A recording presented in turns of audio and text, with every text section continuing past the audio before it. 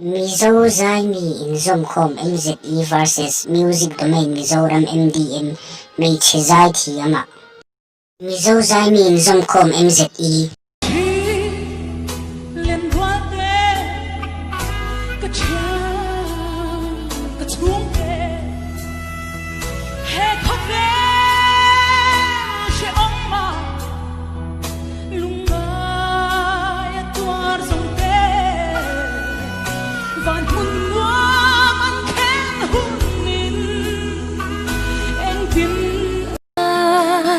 Anh đang rèn cả thôn ngay lô chaleng dang bộ man cả phalo che kanon loa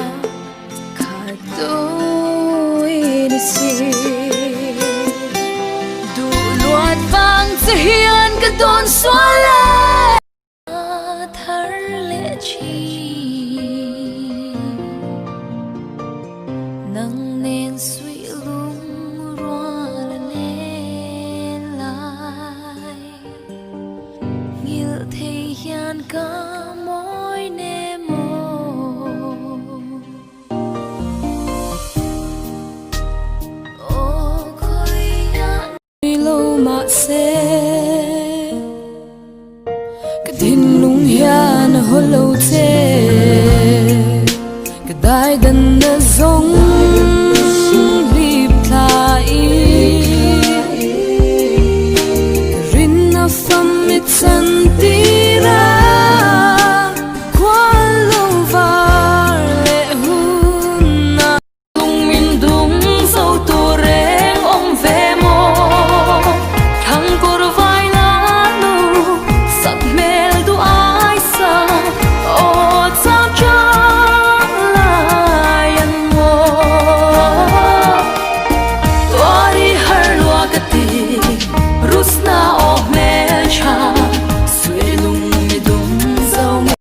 Music Domain Mizoram MDM.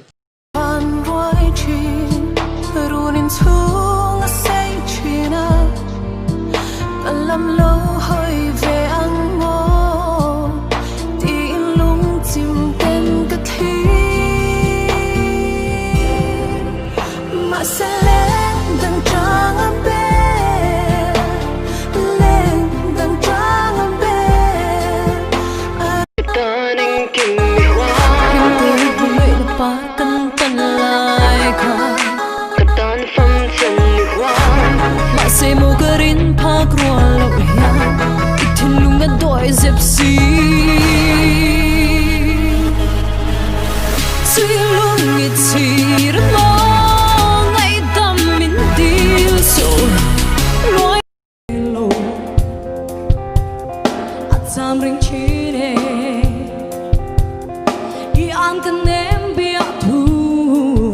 hello và boy đã vỡ mi đây cả chạy lại đi chẳng ai à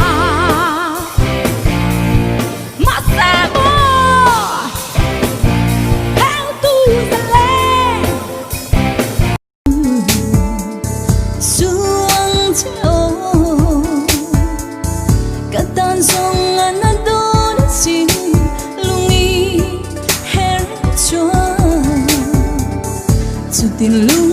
cái hết đời sân lông chạy đổ lại mi u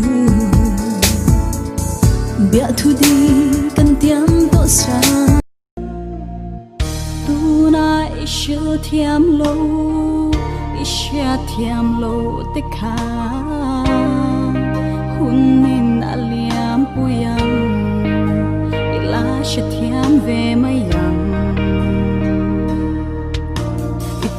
atan na itimo